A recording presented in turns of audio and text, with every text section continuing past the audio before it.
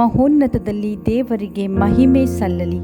ಪವಿತ್ರ ಬಲಿಪೂಜೆಯ ದೈವವಾಕ್ಯ July 26 ಶುಕ್ರವಾರ.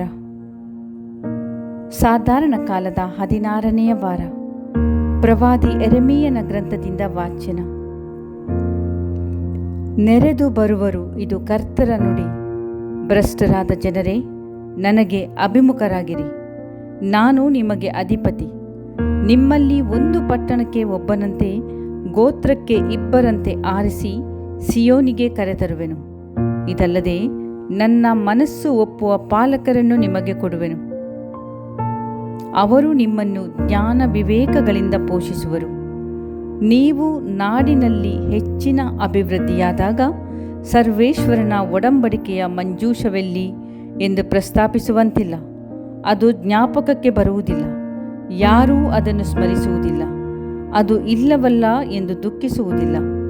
ಹೊಸದೊಂದನ್ನು ಕಲ್ಪಿಸಿಕೊಳ್ಳುವುದಿಲ್ಲ. ಇದು ಸರ್ವೇಶ್ವರನಾದ ನನ್ನ ನುಡಿ. ಆ ಕಾಲ ಬಂದಾಗ ಜೆರುಸಲೆಮನ್ನೇ ಸರ್ವೇಶ್ವರನ ಸಿಂಹಾಸನ ಎಂದು ಕರೆಯುವರು. ನನ್ನ ನಾಮ ಮಹತ್ವದ ಸ್ಥಾನವಾದ ಜೆರುಸಲೇಮಿಗೆ ಸಕಲ ರಾಷ್ಟ್ರಗಳವರು ನೆರೆದು ಬರುವರು. ಆಮೇಲೆ ತಮ್ಮ ದುಷ್ಟ ಹೃದಯದ ನಿಮಿತ್ತ ಹಠಮಾರಿಗಳಂತೆ ನಡೆಯಲಾರರು. ಪ್ರಭುವಿನ ವಾಕ್ಯ. ದೇವರಿಗೆ ಕೃತಜ್ಞತೆ ಸಲ್ಲಲಿ. ಶ್ಲೋಕ. ಪ್ರಭು ನಮ್ಮನ್ನು ಕಾಪಾಡುವರು. ರಾಷ್ಟ್ರಗಳೇ, ಸರ್ವೇಶ್ವರನ ವಾಕ್ಯವನ್ನು ಕೇಳಿರಿ. ದೂರದ ದ್ವೀಪಗಳಲ್ಲೂ ಅದನ್ನು ಸಾರಿರಿ. ಇಸ್ರಾಯೇಲರನ್ನು ಚದುರಿಸಿದಾತ ಕುರಿಮಂದೆಯನ್ನು ಕಾಯುವ ಕುರುಬನಂತೆ ಅವರನ್ನು ಕೂಡಿಸಿ ಕಾಪಾಡುವನೆಂದು ಪ್ರಕಟಿಸಿರಿ. ಶ್ಲೋಕ. ಪ್ರಭು ನಮ್ಮನ್ನು ಕಾಪಾಡುವರು. ಸರ್ವೇಶ್ವರ ಯಾಕೋಬರ ವಿಮೋಚಕ. ಅವರನ್ನು ಅವರಿಗಿಂತ ಬಲಿಷ್ಠರ ಕೈಯಿಂದ ಬಿಡಿಸಿದಾತ.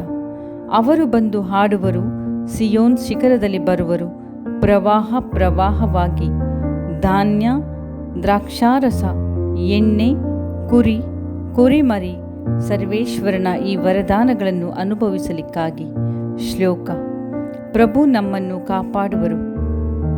ಆಗ ನಾಟ್ಯವಾಡಿ ನಲಿವಳು ಯುವತಿ, ಹರ್ಷಿಸುವರು ಯುವಕರು ಮುದುಕರು ಜೊತೆಯಾಗಿ.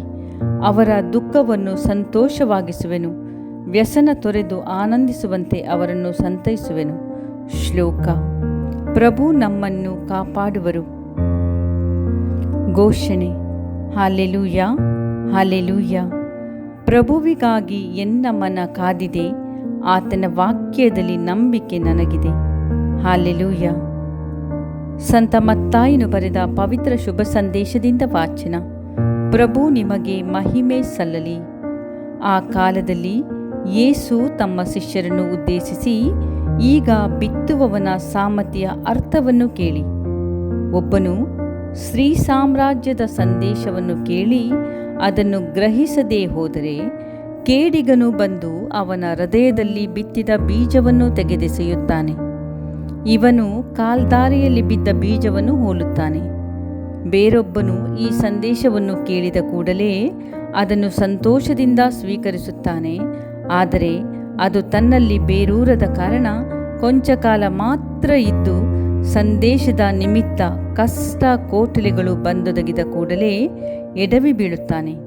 ಇವನು ಕಲ್ಲು ನೆಲದ ಮೇಲೆ ಬಿದ್ದ ಬೀಜವನ್ನು ಹೋಲುತ್ತಾನೆ. ಇನ್ನೊಬ್ಬನು ಸಂದೇಶವನ್ನೇನೋ ಕೇಳುತ್ತಾನೆ, ಆದರೆ ಪ್ರಾಪಂಚಿಕ ಚಿಂತನೆಗಳು, ಐಶ್ವರ್ಯದ ವ್ಯಾಮೋಹಗಳು ಆ ಸಂದೇಶವನ್ನು ಫಲ ಬಿಡದಂತೆ ಅದುಮಿಬಿಡುತ್ತವೆ. ಇವನು ಮುಳ್ಳು ಪೊದೆಗಳಲ್ಲಿ ಬಿದ್ದ ಬೀಜವನ್ನು ಹೋಲುತ್ತಾನೆ. ಇನ್ನೊಬ್ಬನು ವಾಕ್ಯವನ್ನು ಕೇಳುತ್ತಾನೆ, ಗ್ರಹಿಸಿಕೊಳ್ಳುತ್ತಾನೆ, ಫಲಪ್ರದನಾಗಿ 100ರಷ್ಟು, 60ರಷ್ಟು, 30ರಷ್ಟು ಫಲ ಕೊಡುತ್ತಾನೆ. ಇವನು ಹದವಾದ ಭೂಮಿಯಲ್ಲಿ ಬಿದ್ದ ಬೀಜವನ್ನು ಹೋಲುತ್ತಾನೆ ಎಂದರು. ಪ್ರಭು ಕ್ರಿಸ್ತರ ಶುಭ ಸಂದೇಶ. ಕ್ರಿಸ್ತರೇ ನಿಮಗೆ ಸ್ತುತಿ ಸಲ್ಲಲಿ. ಆಮೆನ್.